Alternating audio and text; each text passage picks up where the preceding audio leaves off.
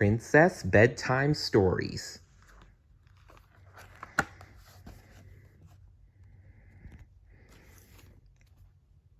Aladdin, One True Love. I can tell this is going to be a great one. Aladdin, Princess Jasmine, and Jasmine's tiger Raja were relaxing in the palace courtyard when they heard a familiar voice. "I'm back!" the genie yelled. "How's my favorite couple?" "We've missed you," Jasmine said. "How was your trip around the world?" "Fabulous," the genie replied. "I saw the pyramids in Egypt, went skiing in Sweden, and worked on my tan in the Caribbean." "I'm a nice shade of blue, don't you think?" A spark flew from the genie's finger, and soon Aladdin and Jasmine were surrounded by gifts from every country the genie had visited. He'd brought a special surprise for Aladdin, a kangaroo from Australia. "Whoa, little guy," Aladdin said as the kangaroo bounced over his foot. But the animal didn't stop. It kept hopping until it leaped over the palace wall. "Hey, hold on," Aladdin yelled. He turned to Jasmine. "I'd better go catch it." "Be careful," the genie yelled as Aladdin took off. "Kangaroos know how to box." That is very true. Kangaroos are very good at boxing. And kangaroos also have a very strong kick. "Oh, Genie, it's good to have you back in Agrabah," said Jasmine. Then she noticed that he looked a little sad. "What's the matter?" she asked. "You seem blue." "I've always been blue," he said with a grin. Then he got serious. "All that traveling was great, but I was a bit lonely," he said. "I wish I could find another genie to share my life with." Jasmine put her hand on the genie's shoulder. "I know how you feel," she said. "I went through a lot of suitors before I found my one true love."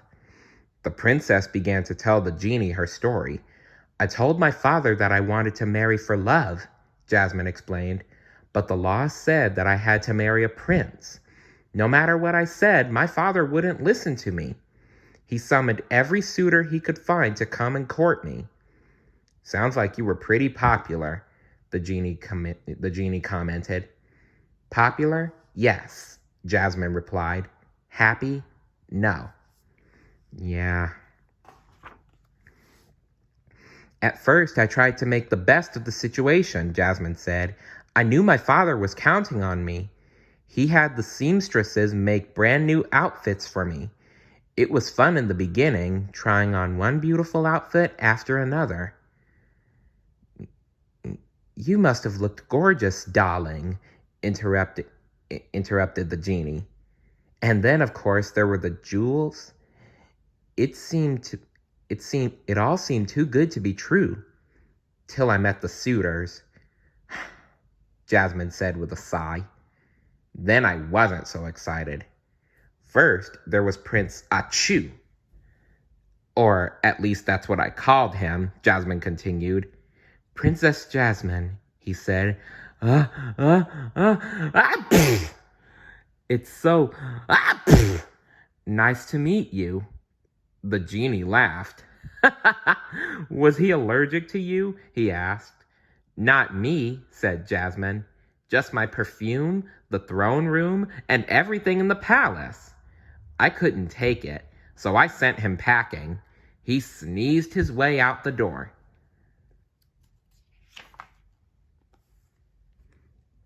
As the days passed, each suitor seemed worse than the one before, Jasmine said.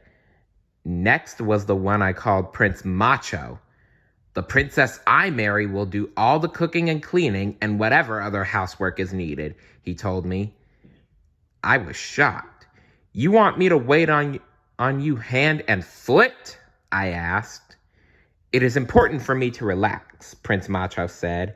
"Oh, really?" I said. "It's important to me that my husband isn't living in the Stone Age." He stormed off.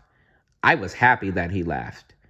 Wow, he sounds terrible, the genie said. I'm glad you got rid of him. To be honest, so am I. I mean, what kind of husband would wait on his wife hand and foot? Not me. And I'm not even married yet. But I will be someday. I just have to find the right one. But enough about that. Let us continue the story, shall we, friends? Next was Prince Wishy-Washy, said Jasmine. I asked him what he liked to do.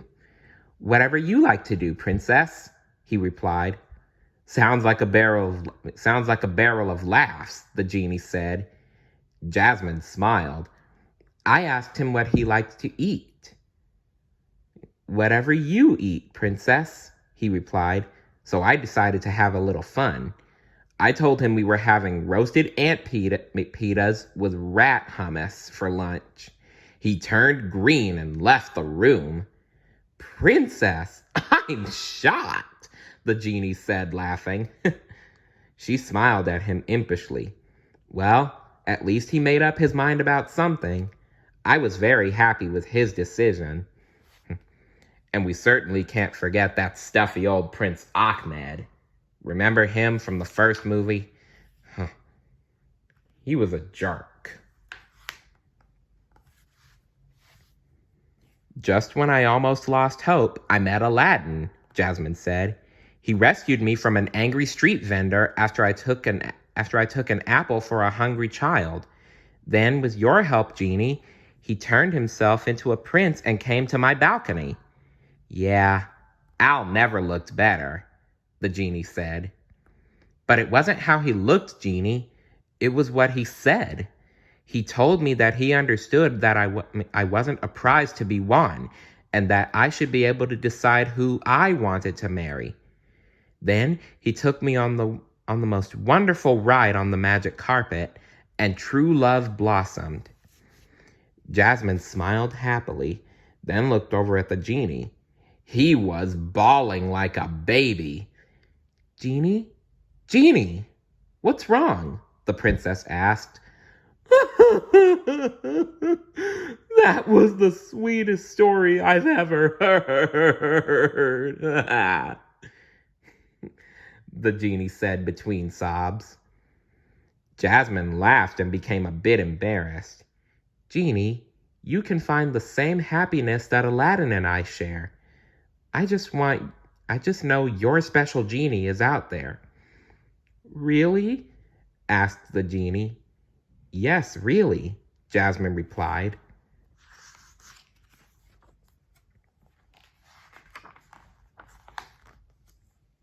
Just then, Aladdin showed up with the kangaroo. You were right, Genie.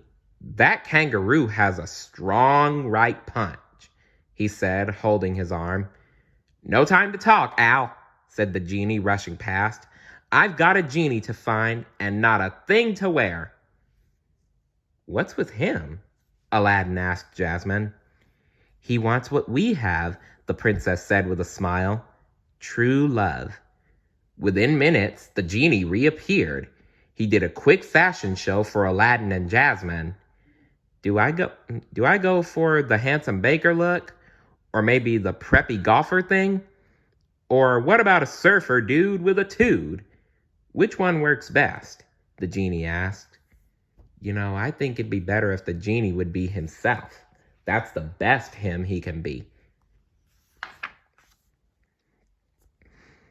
You want someone to like you for who you are on the inside, Jasmine advised. Just be yourself. Myself, the genie said. Myself? The genie said. You mean like who I really am in my heart? No, not the people I changed myself into? Exactly, Jasmine replied. I wonder who that is, the genie said. Come on, Genie, Aladdin said. You're a great guy. Funny, smart, helpful, and kind. You're a wonderful friend, and some lucky genie lady is going to realize that. As Jasmine said, just be yourself. A light bulb went on above the genie's head. He looked at Jasmine and Aladdin. Presto changeo, he said, and the surfer clothes vanished. How do you like my new, old look? It's perfect, Jasmine said warmly. Thanks, the genie said, and took off. How about a ride on the magic carpet? Aladdin asked Jasmine. I'd love it, replied Jasmine. I was just telling the genie about our first carpet ride. As Jasmine and Aladdin flew above Agrabah, the princess snuggled close to her husband. After a while, a mountaintop came into view. Suddenly, Jasmine spotted a blanket and food. Our own private picnic, she exclaimed. Do you like it? Aladdin asked. Like it? I love it! Oh, Aladdin, I'm so lucky to have you, Jasmine cried. Aladdin shook his head.